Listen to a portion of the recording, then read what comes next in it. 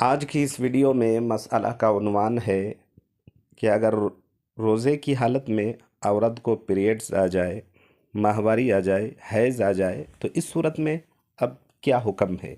آیا کیا اس کا روزہ ٹوٹ جائے گا، روزہ ختم ہو جائے گا، فاسد ہو جائے گا، یا مسئلہ کیا ہے واضح فرمائے؟ تو یہ مسئلہ اچھی طرح سمجھ لیں کہ روزے کی حالت میں اگر عورتوں کو، ہماری ماں اور بہنیں اگر سن رہی ہیں تو وہ اپنی بچیوں کو، بیٹیوں کو ضرور بتائیں، صحیح مسئلے سے واقفیت ضروری ہے کہ اگر روزے کی حالت میں عورت کو پیریڈز آ جائے، ماہواری آ جائے، حیض آ جائے تو اس صورت میں حیض کا آنا ہی اس کا روزہ ٹوٹ گیا، اس کا روزہ ختم ہو گیا، فاسد ہو گیا۔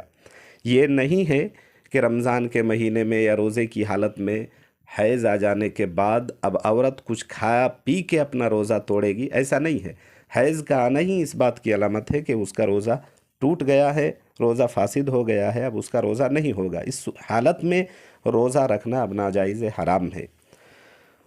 بعض عورتیں یہ کرتی ہیں اور یہ سمجھتی ہیں کہ رمضان کا مہینہ چل رہا ہے اور روزے کی حالت میں تھی،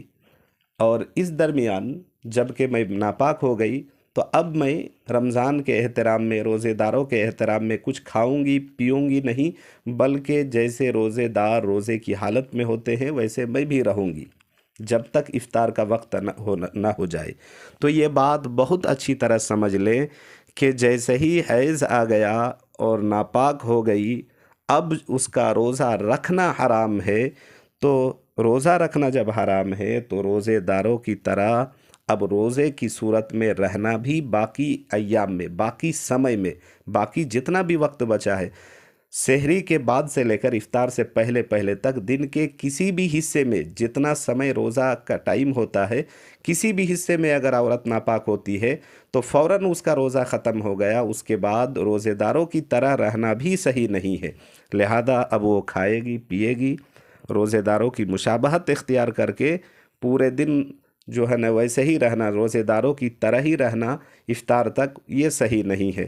اس لیے کھائے پیے اور جب وہ پاک ہو جائے اس کے بعد پھر اس روزے کی قضا لازم ہے، وہ قضا کر لے۔